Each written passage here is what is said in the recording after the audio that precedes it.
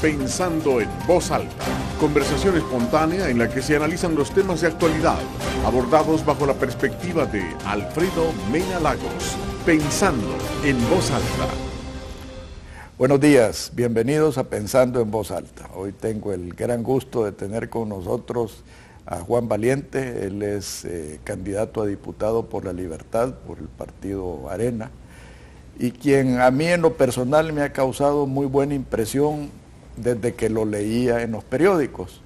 Luego lo empecé a ver en entrevistas y me pareció excelente en forma y en contenido.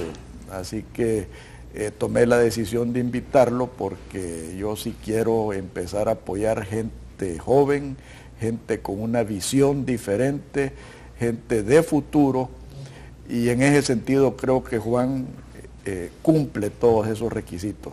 Así que bienvenido, Juan. Bueno, buenos días, gracias Alfredo por haberme invitado. Yo no sabía, hasta ahora acabo de saber de que eras hermano de un buen amigo mío, de Gerardo, sí. Y que somos santanecos todos. Somos de raíces santanecas, sí. Así que es doble placer y honor tenerte aquí. Gracias, igualmente. Juan, me causó muy buena impresión un programa que tú hiciste a donde hablaste de el populismo que ha permeado la política. Yo percibí que tu visión es cambiar la política en El Salvador. Me ha gustado mucho ese tu eslogan de un político menos, que en realidad es lo que El Salvador necesita, porque yo creo que de los grandes culpables de lo que está sucediendo en este país es la clase política, de todos lados. Y eso creo que hay que comenzarlo a cambiar. A mí me ha gustado mucho la apertura a medias que ha tenido Arena y que ha incorporado gente como tú, como Gerardo Barón, que es gente que yo creo que sí le va a dar un nuevo giro a la política. Dime, ¿cómo comienza tu gestión como candidato? Bueno, realmente empieza desde hace muchos años, porque yo siempre he tenido un interés muy particular en el país y el futuro del país. Recuerdo que ya por los años 95, en una sesión de planeamiento estratégico con todos los jefes, directores, gerentes de una empresa, incluyendo el presidente, nos pidieron que pusiéramos cuáles eran las 3 prioridades de nuestra vida. Me sorprendió, pero no me dejó de establecer un rumbo cuando únicamente otra persona y yo incluimos al país como una de las prioridades que teníamos en nuestra vida. Entonces yo siempre he estado como muy preocupado por el país, por su gente. Eso me ha llevado a involucrarme en organizaciones de servicio y he participado durante muchos años en organizaciones de servicio. Pero llega un momento en que uno se da cuenta que siempre es bueno lo que se hace en organizaciones de servicio, pero el impacto es quizás una persona, una familia, y el país necesita mucho más que ello. Y pues, venimos hablando con mi esposa, porque esto es un tema obviamente familiar. Venimos hablando con mi esposa desde hace años de este tema y el último año quizás decidimos que era un momento de hacer algo más, de dejar un poco la comodidad de la casa y de tratar de cambiar desde dentro y contribuir desde dentro. Pero como no lo puede hacer uno como si fuera uno más, uno del montón, entonces era importante diferenciar por qué alguien como yo, que tenía más de 25 años de trabajar en empresas, de colaborar en organizaciones de servicio, había decidido darle paso a la política. Y ahí surgió un poco el eslogan un político menos, porque realmente la mayoría de salvadoreños, si le preguntara a uno qué piensan de los políticos, hablan muy mal de los políticos. Bueno, es un epíteto merecido, ¿verdad? Porque hay que contar con los dedos de la mano. Hay algunas personas muy valiosas. Correcto. Pero no, ciertamente es responsabilidad de la clase política. No, y sabes otra cosa, que perdona que te interrumpa, el espíritu de manada. Yo encuentro, por lo menos a los amigos que tengo adentro de Arena y adentro tal vez de algunos otros partidos, que como personas son buenos, pero cuando están en la manada y se someten a las directrices de los dueños de los partidos, cambian totalmente. Algunos inclusive hasta votan en contra de sus mismos principios y sus mismas creencias. O sea, son pocos los diputados, y a mí me consta que Rodrigo Ávila ha sido uno de ellos, que ha votado en contra de las directrices del partido. Yo en tu perfil te veo de esa manera. Bueno, yo creo que primero hay que tratar a nivel de la fracción de convencerlos. Correcto. ¿Por qué votar? Yo creo que todas las votaciones tienen que medirse en base a lo que contribuyan a los ciudadanos. Normalmente hay conflictos, porque una misma decisión puede favorecer los intereses de algunos y desfavorecer los intereses de otros. Es importante tratar de buscar siempre el bien común, no favorecer intereses particulares. El bien de la nación, el bien de la nación, como tú dijiste. Eso se logra a través de la discusión en la fracción. Ahora, si esa gestión no tiene éxito, pues ciertamente yo siempre votaré de acuerdo a mis valores y a mis principios, y espero que eso no cause ninguna extrañeza, así como no ha causado extrañeza los votos disidentes de Rodrigo Ávila o incluso de David Reyes, que recientemente votó en contra de seguir prorrogando la vigencia de los buses. O sea, si tuviéramos que andar nosotros en esos buses todos los días, 2, 3 veces, realmente es indigno de una persona, de cualquier persona.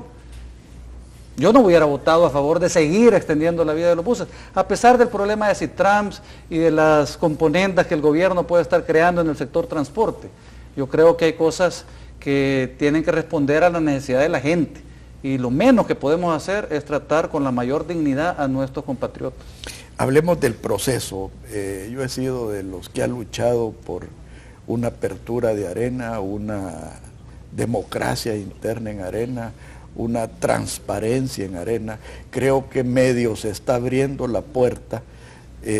Cuéntame un poco del proceso a que tú te sometiste para llegar a la Diputación. El proceso fue, a mi juicio, muy bueno. Obviamente tiene posibilidades de mejora. Yo me inscribí, me afilié al partido a inicios de julio de este año, y me inscribí como precandidato para diputado de La Libertad. Eso me dio la oportunidad de acercarme a las estructuras durante un periodo aproximadamente de 5 o 6 semanas antes de llegar a las primarias, que eran con voto secreto, y gracias a Dios salí electo en la 10ª posición para el Departamento de La Libertad. ¿Qué cosas pueden mejorarse? Bueno, ciertamente el padrón que eligió en esta ocasión fue un padrón relativamente limitado. Eran 10.000 miembros de las estructuras, de la directiva municipal, departamental, de los sectores, los jefes de centro, los que habían estado involucrados en la defensa del voto en las primeras vueltas de las elecciones presidenciales. Esas 10.000 personas, 10.000 hermanos areneros, eligieron a los candidatos. Ahí salí yo y salimos muchos otros que nos habíamos inscrito afiliados por primera vez al partido. A mí una cosa que me molestó, y creo que es una de las deudas de Arena, es haber declarado a los diputados vigentes no sujetos a una elección interna. Eso me pareció a mí una hipocresía, y si son tan buenos, ¿por qué no someterse a la votación de sus hermanos areneros? Bueno, esa, por ejemplo, es una de las cosas que yo creo que debe mejorarse. Ciertamente yo hubiera esperado que los 10 candidatos, en el caso del Departamento de La Libertad, hubiéramos sido expuestos al voto de la estructura y que hubiéramos ganado los 10 mejores, los 10 más apreciados, los 10 que creían las estructuras, que éramos las mejores personas para representar al partido y para beneficiar al país. No fue así. Ahora, también tiene cierta explicación. Los diputados actuales ya se sometieron en el 2012 a una elección por rostro, y los ciudadanos les dieron cierta legitimidad popular, porque votaron sobre ellos y han sido elegidos. Yo esperaría que en las elecciones para el siguiente periodo, que sería el 2018, donde espero estar participando, si los ciudadanos así lo creen, pues que todos, incluyendo los diputados actuales, seamos expuestos a las elecciones primarias. Y además esperaría que no seamos solo 10.000 areneros, esperaría que seamos 40.000, 50.000, 100.000 afiliados los que elijamos a quienes queremos de gobernantes. Tu campaña, Juan, ¿en qué piensas basar tu campaña? Ya vi el inicio de que un político menos, pero ¿qué profundidad le darías a eso? Bueno, al inicio lo que hemos empezado es a promover una idea a la que creemos que le ha llegado la hora y decidimos hacerlo antes de iniciar la campaña porque creemos que es necesario calentar el ambiente, porque un político menos podemos ser todos. Es una invitación a los que ahorita estamos entrando a política, a los que ya han estado en política, a no ser de los políticos que la gente no quiere, a no ser de los políticos que la gente detesta. Entonces era necesario como darle tiempo de maduración a esa idea. Y por eso empezamos con esa idea antes. La campaña la vamos a iniciar obviamente en el mes de enero cuando corresponde y ahí empezamos obviamente a cambiar un poco el posicionamiento y vamos a lanzar ya propuestas más concretas de lo que vamos a hacer.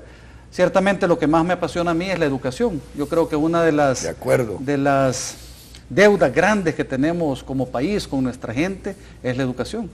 Porque cuando no le damos una educación de calidad a todos nuestros compatriotas, los estamos condenando a trabajos de salario mínimo y realmente lo que deberíamos aspirar todos es a que podamos ser una mano de obra calificada, que todos podamos crecer al tope de nuestras potencialidades, pero para eso necesitamos un mejor sistema educativo. Desde hace años, estudios, analistas han determinado que se necesita una inversión de al menos 6% sobre el PIB para tener un impacto adecuado en unos 15, 20 años. Pero tú lo has dicho, una inversión del 6%. Ah, por supuesto. No un gasto del 6%. Sí, no. Y aquí te voy a recomendar que bajes de YouTube una entrevista que yo tuve creo que hace 2 semanas con Oscar Picardo, que es uno de los expertos Oscar, sí, por supuesto, en educación. Y a mí porque yo también soy apasionado por la educación. En esa entrevista a mí me pareció particularmente buena porque hablamos de las estructuras que pervierten el sistema educativo. Y yo creo que el reformar el sistema educativo no solo es de forma, sino que de fondo. Y buscarle soluciones, digamos, que han dado muy buen resultado, como en Chile, con los vouchers. Están las posibilidades de los charter schools, escuelas charter, que ha dado muy buen resultado en los Estados Unidos. Y romper ese estrangulamiento de la parte sindical de los... digamos, fundamentar también unas escuelas normales. No es posible que cualquier perico de los palotes se meta profesor porque no encuentra trabajo en otros lados. O sea, a eso me refería yo, a invertir en educación. Bueno, ciertamente, obviamente, hay que invertir en el sentido que hay que destinar esa plata para el sector. Y hay que hacer infraestructura, hay que hacer, obviamente, desarrollo profesional docente, hay que hacer actividades extracurriculares, hay que tener una visión integradora de la persona con deporte, arte, cultura. Pero habiendo dicho eso, ciertamente el tema del magisterio es un tema que hay que tocar. Yo esperaría que los líderes magisteriales se convirtieran en los principales aliados del cambio en el sistema. O sea, tenemos que dejar de tener un sistema educativo prisionero de condiciones que tal vez en los años 60, cuando había persecución de los maestros por temas políticos, era necesario tener esos candados. Pero ciertamente ahora yo creo que no son necesarios. Fíjate que en los años 60, que yo estaba en el externado al principio, y que quizás una de las mejores cosas que mi papá me dio fue enviarme a estudiar a los Estados Unidos a los 12 años, en el año 65. Había meritocracia. O sea, yo me recuerdo que uno admiraba a los profesores. Me recuerdo que el profesor, entre más difícil le ponía las cosas a uno más agradecía. Y eso ha cambiado, Juan. La meritocracia ya no existe.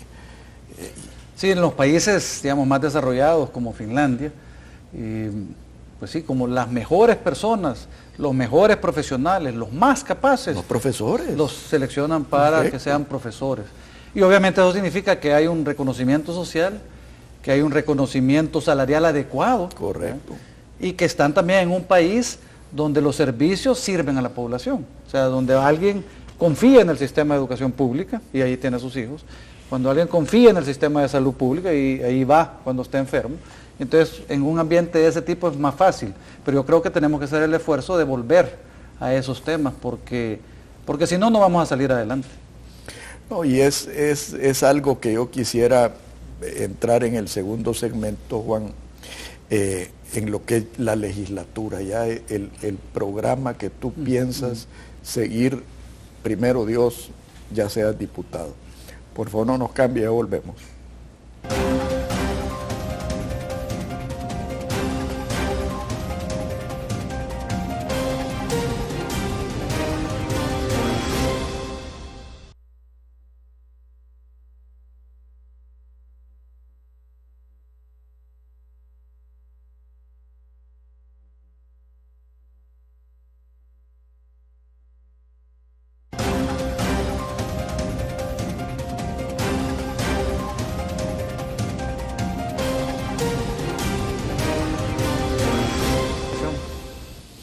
Juan, tu programa legislativo, me gustaría que empezáramos por lo más peligroso que veo yo en este momento, que es el déficit fiscal.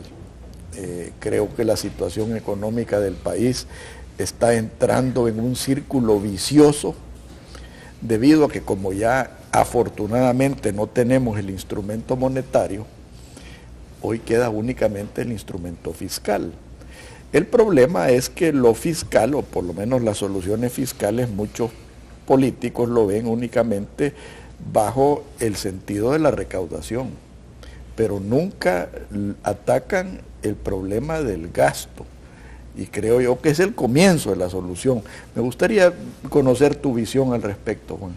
Bueno, ciertamente desde la Asamblea hay algunas cosas que se pueden hacer en ese tema y nuestra responsabilidad por aprobar el presupuesto de la Nación es una forma de incidir en ese tema. Ciertamente no podemos permanecer eternamente con esta situación. El presupuesto está equilibrado. Lo que sucede con el presupuesto es que normalmente o esconden maliciosamente algunos gastos o sobreestiman maliciosamente algunos ingresos. Y entonces enfrenta a la Asamblea una dificultad para realmente meterle el diente a este tema, y yo creo que una ley de responsabilidad fiscal será necesaria aprobarla. Por ejemplo, ya para el presupuesto del 2014, ya nos dijeron que faltan 250 millones de dólares que no entraron como se esperaba. Es que esa es la diferencia entre tener un proceso fiscal balanceado y tenerlo financiado. Que son dos cosas diferentes. Pues sí, también. Pero el tema es realmente grave. Nosotros hemos estado incrementando el tema de déficit fiscal de una manera preocupante. En los últimos 6, 7 años los gastos se han incrementado consistentemente alrededor de 18, 20% todos los años. Llevamos en ese periodo cerca de 1.200, 1.300 millones más de gasto. Los ingresos han estado cerca de esa cantidad, lo que quiere decir que este gobierno y el gobierno anterior han tenido a su disposición una gran cantidad de plata y no se sabe en qué la han gastado, la han botado. Si uno ve a veces algunas de las decisiones que toman en el Ejecutivo, se pierden oportunidades valiosas. Por ejemplo, tenemos subsidio a la energía eléctrica con el cual gastamos anualmente cerca de 200 millones de dólares. Con 200 millones de dólares hubiéramos podido hacer no sé cuántas presas en estos 5 o 6 años. Yo recuerdo un poco con tristeza cuando mi padre allá por los años 70 me contaba cómo en CEL tenían todo previsto, teníamos una distribución de la generación de energía eléctrica diferente, con mucho de recurso natural de las hidroeléctricas, y desde el 80 para acá hemos perdido el rumbo. Tenemos ya 35 años casi, y con una situación donde nos obliga a tener un subsidio que nos está debilitando el presupuesto. Entonces yo siento que hay muchos temas que tenemos que atacar. Lo primero que yo he propuesto es decir, hay que buscar la forma de regular como la racionalidad del gasto.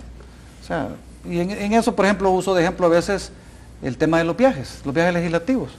Yo ciertamente puedo creer que habrá algunos viajes que sean necesarios, habrá algún tema que hay que realmente tratar fuera de aquí, ¿Habrá algo tal vez que aprender fuera de aquí? Sí. No estoy seguro que sea necesario que siempre tenga que ir uno de cada partido, porque si no, vaya a ser. Ciertamente no estoy de acuerdo en esos viajes inventados, primero a España y ahora a Australia. O sea, eso tampoco. Ni en primera clase. Pues sí, ciertamente no. Entonces, pero la lógica mía es la siguiente, es decir, miren, o sea, aunque se justifique, cuando usted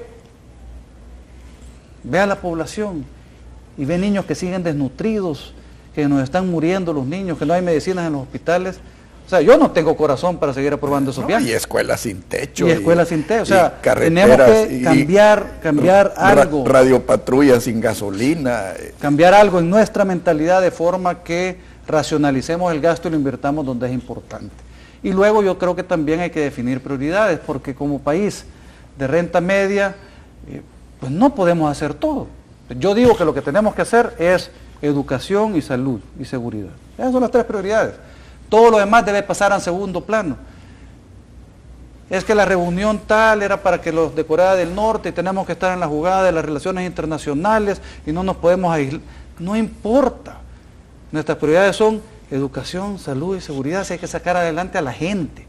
Cuando nuestros ciudadanos estén graduados, sean profesionales, tengan sistema de salud eficiente, bueno, entonces podemos poner a discutirnos otras cosas. Pero ahorita no tiene mucho sentido. Entonces yo sí creo que aún con el presupuesto que tenemos, con las limitaciones que tenemos, hay mucho que se puede hacer.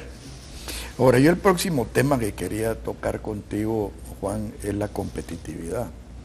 Porque para mí una sociedad que no es competitiva no tiene futuro.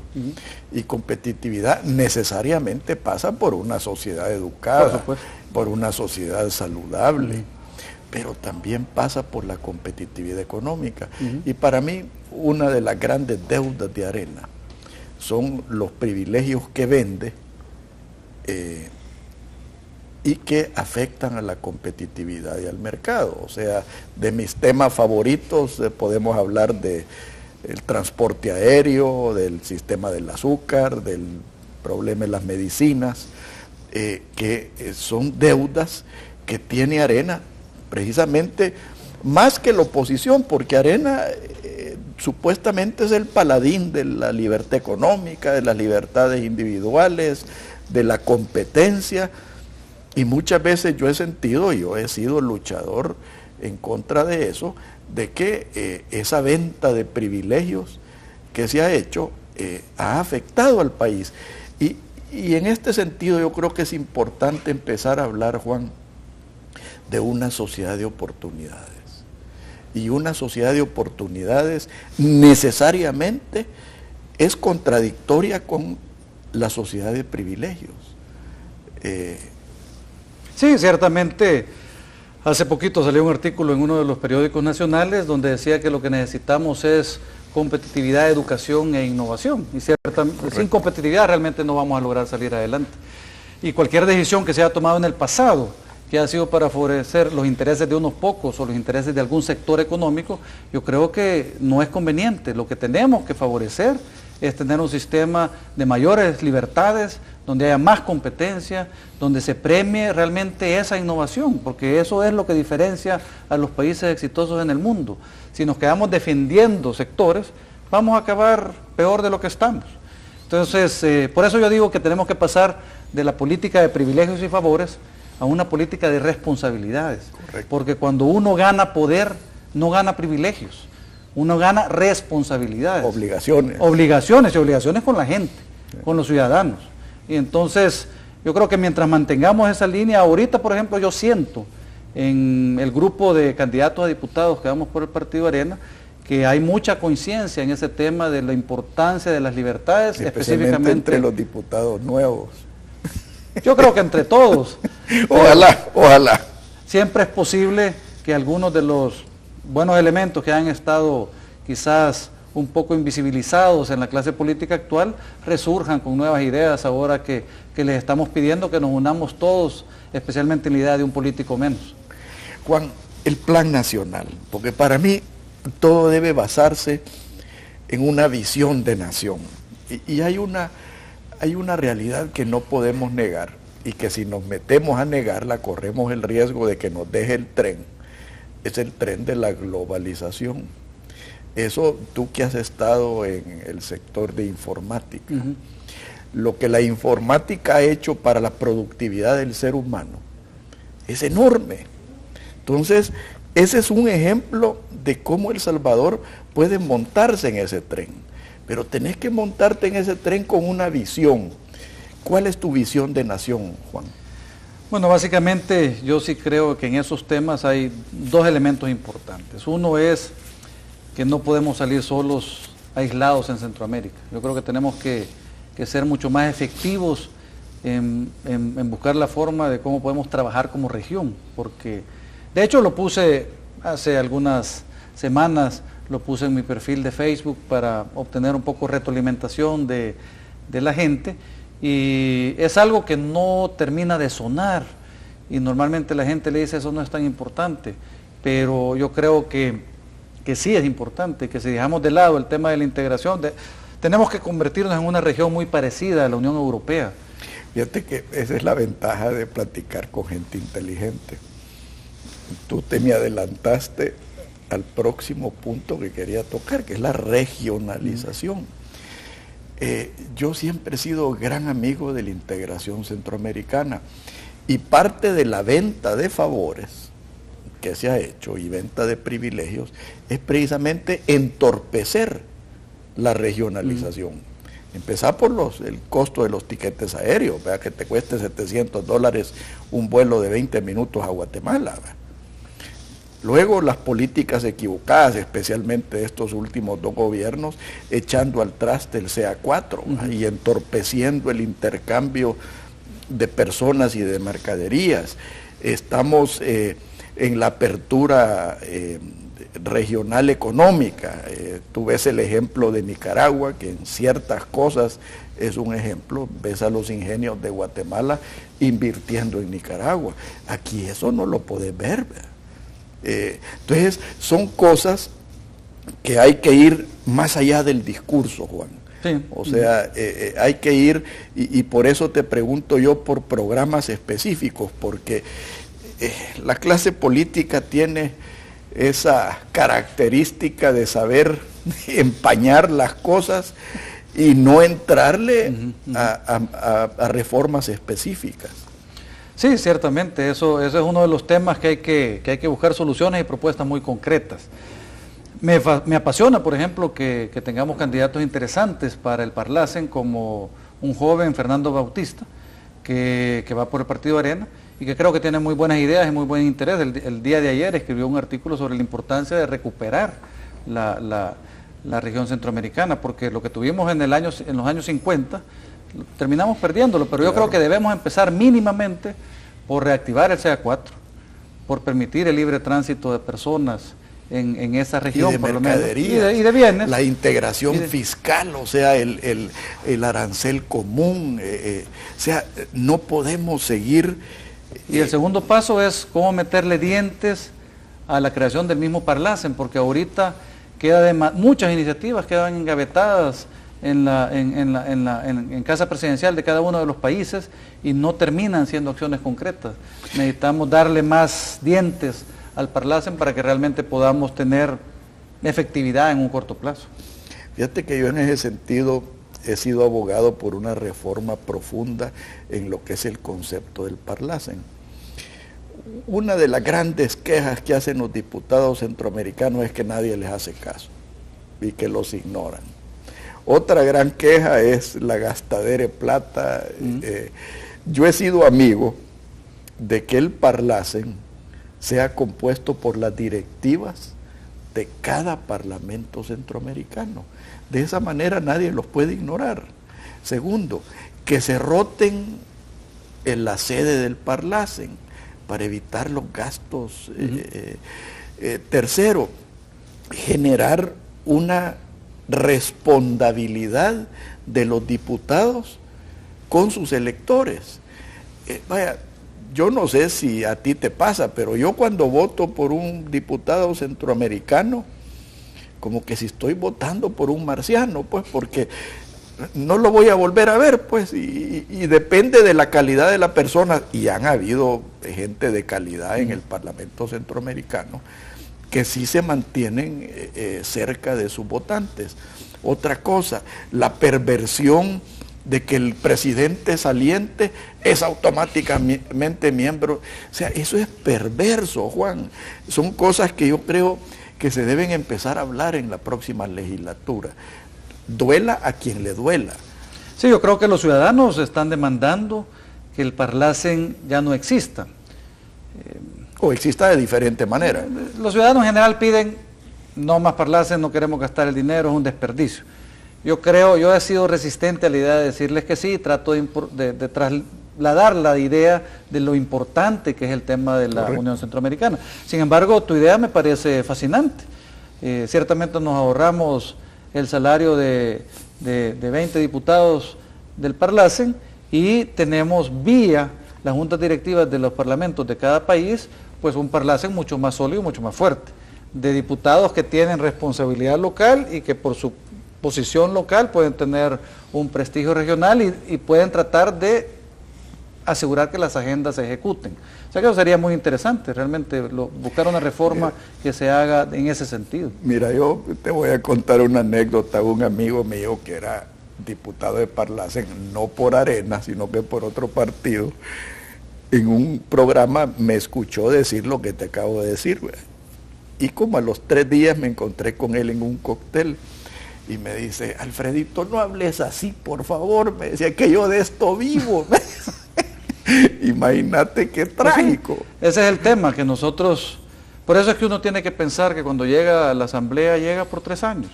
O sea, yo realmente no quiero vivir de la política. Pues, y a veces los ciudadanos, quizás malintencionados, le dicen a uno que tiene que regalar su salario. Yo lo que estoy dispuesto es a devengar mi salario. Claro, correcto. Y yo lo que les he dicho es que he renunciado a mejores condiciones para dedicar estos 3 años a la Asamblea Legislativa. Y tu sacrificio, y ojalá que no sea el caso, porque yo sufrí eso, el sacrificio no es económico si las cosas las haces correctamente bien. El sacrificio también es familiar. Ah, por supuesto. O sea, uno descuida a la familia, no solo descuida a las empresas, si las cosas las querés hacer correctamente. Ahora, en ese sentido, me gustaría que en el próximo segmento, Juan, hablemos de reformas estructurales. O sea, yo siempre he sido creyente de que el ser humano va a seguir siendo ser humano. Y que la única manera de corregir ciertos vicios es haciéndolo vía reforma estructural. Por favor, no nos cambie, ya volvemos.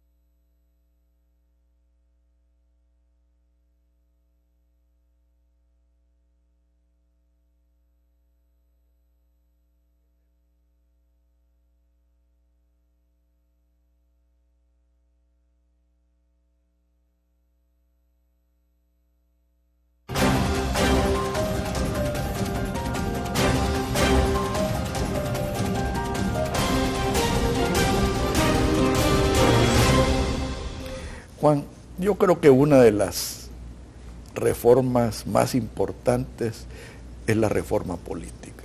O sea, yo honestamente creo que la raíz de nuestros problemas básicamente es el comportamiento político. Y por eso pues me da esperanza que gente como tú, con una visión diferente y principios diferentes, estén ingresando a la política. Ahora, necesitamos hacer una reforma que, si bien es cierto, no caigamos en el vicio de Guatemala, a donde pulverizan a los partidos, tampoco caer en el vicio que tenemos ahorita, que formar un nuevo partido, abrir los partidos, democratizar los partidos, es un camino cuesta arriba, ¿verdad? ¿Qué ideas tienes tú de la reforma política? Pues yo sí creo que es necesario tratar de darle las mayores oportunidades a los ciudadanos de participar políticamente. Y aquí parece que en la Asamblea Legislativa han a regañadientes aprobado legislaciones, pero que son bastante complicadas para que los ciudadanos puedan participar. De hecho, cuando uno revisa la legislación que atañe a las candidaturas independientes, es casi quijotesco que alguien finalmente logre participar. Entonces, y no se diga ganar. ¿verdad? Y no se diga ganar, ¿verdad? Yo sí creo que todos los funcionarios públicos, especialmente los que están en la Asamblea, tienen que empezar a ser más sensibles a lo que está diciendo los ciudadanos y a lo que está diciendo la Sala de lo Constitucional, que consistentemente ha dicho, con base en el artículo de la Constitución, que los ciudadanos tenemos el derecho a elegir a nuestros gobernantes, que el poder reside en los ciudadanos y no en los partidos. Y yo le digo a la gente, por ejemplo, con esto del voto cruzado, miren, le digo, si el voto cruzado va a favorecer a los partidos políticos. No porque no va a haber cambios, por supuesto que va a haber cambios, pero los que van a quedar en los partidos políticos van a ser personas de mayor reconocimiento social, van a ser personas mejor evaluadas. Entonces, al final, el partido, después de este proceso, va a quedar más consolidado, con mejores elementos, y eso es mejor para el país. Cuando nosotros pensamos en que yo ya no voy a estar, y ese es el criterio de validación de las cosas, entonces estamos mal. Por eso digo que yo tengo que legislar, controlar al Ejecutivo por 3 años. Si yo empiezo a pensar para tomar una decisión o para hacer una ley de participación ciudadana en la política, en qué va a pasar en las elecciones del 2018, ya me hice un político más, ya te neutralizaron. Ya estuvo, ya de nada sirve. Porque entonces estás pensando en las futuras elecciones y no en las futuras generaciones, como decía Winston Churchill. No, y fíjate que en ese sentido de las cosas, con mi amigo Dagoberto Gutiérrez, yo lo molesto porque yo le digo que él es el Alfredo Mena del frente y yo soy el Dagoberto Gutiérrez de Arena. Entonces, Dagoberto tiene una tesis que no deja de tener una cierta razón, que el FMLN ya no es un partido de izquierdas, es un partido de derechas, con los mismos vicios corregidos de los vicios que ha tenido Arena. O sea, y aquí me estoy refiriendo a las cúpulas y a los dueños de las cúpulas, ¿verdad? Porque si bien es cierto, Arena tiene dueños, el FMLN tiene dueños también. Y es lo que está, en mi manera de pensar, deslegitimando a los dos partidos mayoritarios. Entonces, en ese sentido, yo creo que se debe luchar desde adentro para la democratización de los partidos, la transparencia de los partidos y evitar que los partidos caigan presa de intereses especiales, de un lado y de otro. Sí, por supuesto, por supuesto. Si uno pierde de vista la nación, ya se equivocó. Si uno va, por ejemplo, yo personalmente, no estoy en Arena para trabajar por Arena, aunque ciertamente lo voy a hacer. Yo estoy en Arena para trabajar por mi país, por mis compatriotas. Y lo que va a mandar al final del día va a ser que también he servido a mis compatriotas y no también que también he servido a Arena, aunque espero hacerlo. No, pero va a fortalecer a Arena. Yo creo que sí. Yo creo que un diputado como tú, que llegue a hacer eso, habla muy bien de Arena. Y yo creo que... La cosa es que te dejen hacerlo. Yo creo que mientras más seamos, más va a funcionar. Por eso es que es importante mejorar el padrón, lograr esos afiliados, reconocer a los afiliados que existen en el país, que son decenas de miles, y entre todos tomar decisiones. Y en eso también uno limita ya el poder específico de personas en particular, porque empieza a tener una masa de participación ciudadana que le daría soporte a un partido político como Arena. Hablemos de la reforma electoral, Juan. Yo creo que si bien es cierto el voto cruzado es un paso positivo, yo creo que no hay que perder de vista la distritación de las diputaciones, porque eso lo que hace es que te transparenta el proceso, sí. Acerca el votante al votado y hace de la política una gestión mucho más transparente y efectiva. Ojalá que pudiéramos hacerlo, requerirá alguna modificación constitucional posiblemente pero es necesario. Ahorita que estoy enfrentando el reto de esta diputación, hay 22 municipios, desde San Pablo Tacachico en el norte hasta el puerto en el sur.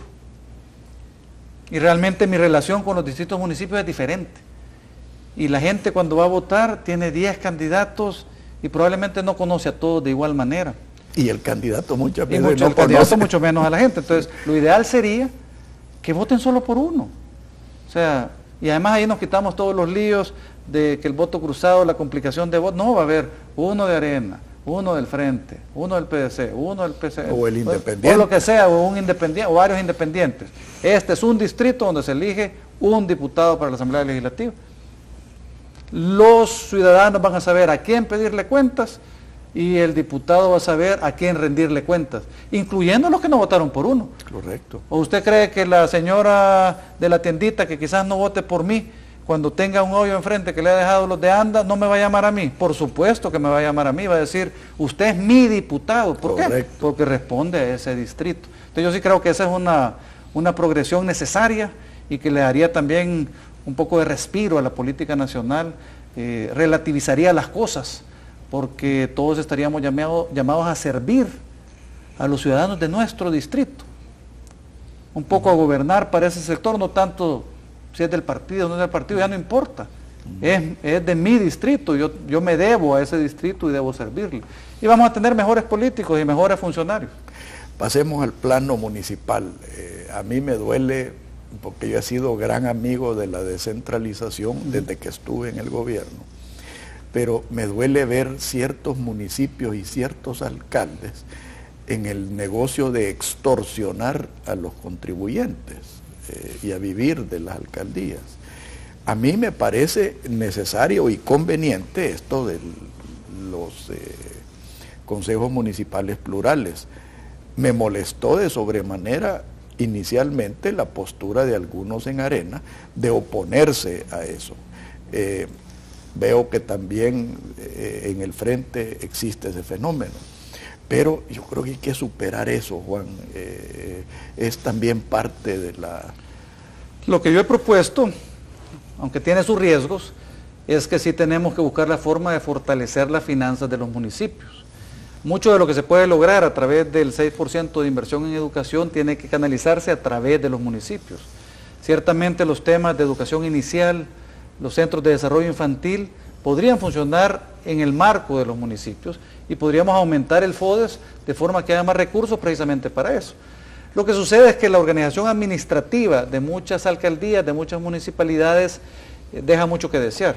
Tenemos que trabajar en el fortalecimiento del andamiaje, digamos, de las municipalidades para que esto pueda funcionar. Puede ser que una alternativa sea reconsiderar el tema de los municipios, de forma que tengamos 3 municipios más grandes, correcto, pero con una sola cabeza que tenga más potencialidades de administrar adecuadamente el territorio. Y una participación más amplia y una participación más amplia y más transparente, por supuesto. Pasemos a la infraestructura, que es de mis temas favoritos. Mi papá siempre me decía que las carreteras y las calles eran las arterias y las venas de un país. O sea, una persona con arterias y venas tapadas es una receta para el infarto. Así es. Y yo creo que a eso estamos llegando. Aunque han habido ejemplos de buenas obras, ¿verdad? Creo que la Diego de Holguín ha sido una buena obra. Ojalá se cumplan los pasos a desnivel que están proyectando. Ahora, me preocupa a mí la falta de visión. Y te voy a poner un ejemplo. El Fomilenio 1, la carretera longitudinal del norte. Una carretera preciosa, pero que nadie lo ocupa. O sea, ¿para qué? Entonces, mi gran temor es que Fomilenio 2 replique los errores del Fomilenio 1. Y en ese sentido, yo creo que en lugar de andar buscando privilegios sectoriales, deberíamos de estar hablando de corredores viales para el comercio, para el turismo. Debiéramos estar hablando de la reactivación del ferrocarril, debiéramos estar hablando de una visión integradora de Centroamérica. Yo creo que Honduras tiene cosas que nosotros no tenemos y viceversa. Lo mismo nos sucede con Nicaragua, ya no se diga con Guatemala. Entonces, todo eso es parte de generar una visión y un proyecto de nación. Pues sí, yo realmente creo que con Fomilenio 2 hay más posibilidades de hacerlo mejor. Ciertamente cuando uno ve el resultado de Fomilenio 1, pues logró interconexión, pero la falta de presencia del Estado en el desarrollo integral de la zona ha terminado no pudiendo aprovechar esa inversión que se hizo en el norte del país. Fomilenio 2 quizás como está en las costas y es un área más desarrollada del país, yo esperaría que sí se logren aprovechar las sinergias que van a haber entre los distintos sectores beneficiados, el sector turismo.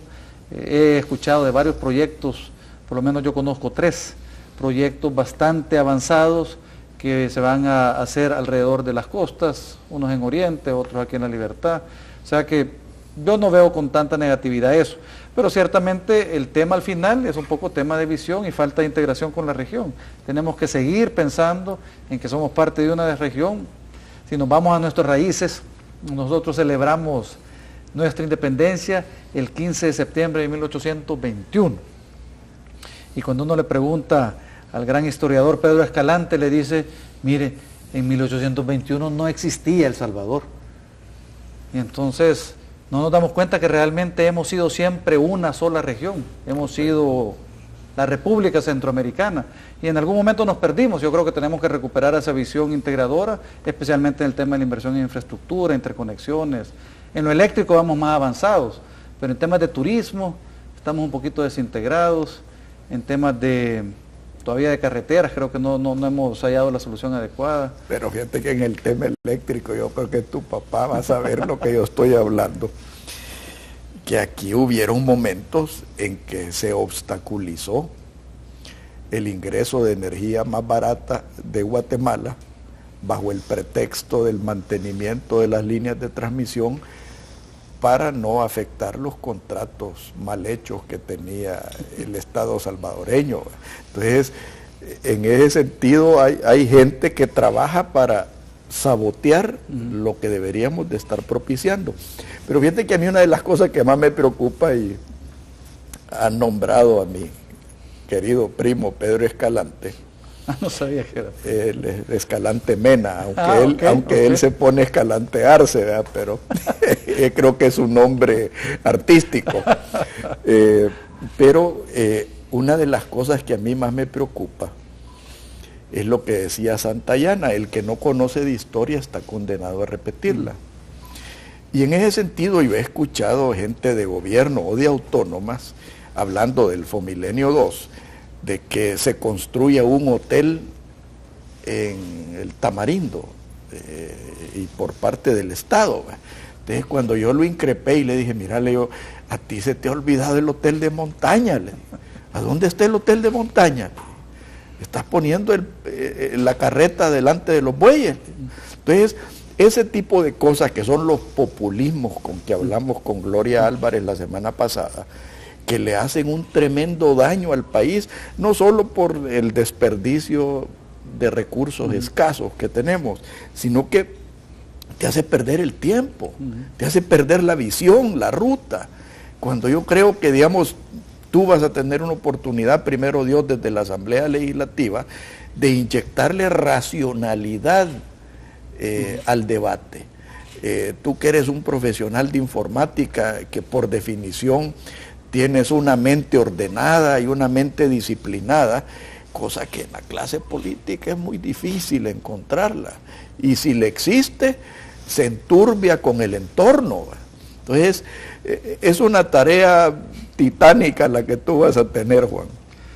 Bueno, mire, sobre el tema de la iniciativa privada, yo creo que está habiendo un cambio que ojalá pueda ser para bien del país entre lo que sería el FMLN SADCB y lo que sería el FMLN que está en el gobierno, que está viendo el reto de sacar este país adelante.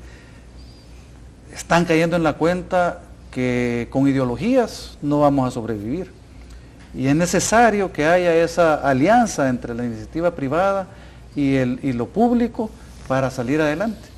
Yo creo que muchos funcionarios ya en el gobierno, y especialmente en el contexto de Fomilenio 2, están pensando en cómo fomentar los proyectos público-privados, de forma que la iniciativa siempre la tengamos los privados, que los que hemos aprendido a desarrollar el sector privado, el sector económico, estemos trabajando en el marco de regulaciones claras, no de regulaciones que cambien en el momento por conveniencia, sino que en el marco de regulaciones claras que permitan realmente desarrollar el sector. Si no, va a pasar lo del Cerro Verde, como bien dijiste, que ahí está tirado. Yo me acuerdo todavía haberlo disfrutado algún par de veces más joven, pero ahora nos quedamos con las ganas porque es un activo del Estado que no está siendo aprovechado, que debería ya haberse colocado. Bueno, tenemos el puerto de la Unión. O sea, si el Estado se pone a querer administrar y operar las cosas, finalmente lo que sucede es lo que hemos visto con suficiente claridad en el país. No, y fíjate que el Cerro Verde, el hotel de montaña, es un ejemplo tan claro de la tragedia de este país. Primero, un hotel que no se puede accesar fácilmente por una infraestructura vial totalmente deteriorada. Ajá. No se puede accesar con facilidad por el riesgo de la seguridad. No se puede accesar o desarrollar, mejor dicho, por las contradicciones del turismo en este país. ¿Cómo vas a desarrollar un país turísticamente si tenés las tarifas aéreas más altas de Centroamérica? Si no tenés los suficientes vuelos o la suficiente competencia. ¿Cómo podés generar tráfico turístico con los cuellos de botella que se han convertido las aduanas terrestres? ¿Cómo podés desarrollar el sector turístico con una complicidad de las autoridades para que no se desarrolle con tal de favorecer a ciertos sectores? Entonces, para mí no solo es importante desarrollar una buena política y una buena visión, sino que desarrollar consecuencia, que seamos consecuentes con lo que verdaderamente creemos. Si Arena es el partido de las libertades, si Arena es el partido de las oportunidades, seamos consecuentes con esa visión. Bueno, así será, especialmente cuando lleguemos los nuevos a la Asamblea Legislativa, que nos vamos a apoyar en la gente buena que tiene el partido y que ha tenido el partido durante los últimos años ahí, y creo que podemos hacer las cosas de una manera diferente. Pues en ese sentido, Juan, cuenta con mi humilde colaboración. Yo siento esperanza de que El Salvador tiene futuro cuando hay gente como tú en la política. Mi papá siempre tenía, no sé si merecidamente o no, cierto desprecio por la política, y yo creo que a él no le hubiera gustado verme inmerso en esto.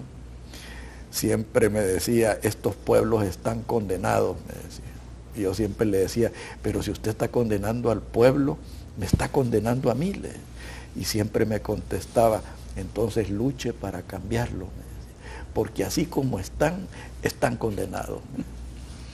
Sí, yo creo que parte de mi interés es precisamente eso, darle un ejemplo a los jóvenes, porque yo en 3 años, en 6 años, esperaría que sean otros los candidatos y que sean otros los diputados que el país tenga, porque el país necesita ese cambio generacional.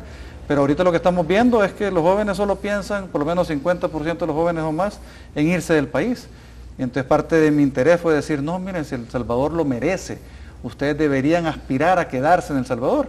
Pero sentí que era necesario dar mi contribución precisamente para hacer realidad ese sueño que muchos jóvenes pueden tener de querer quedarse en su país.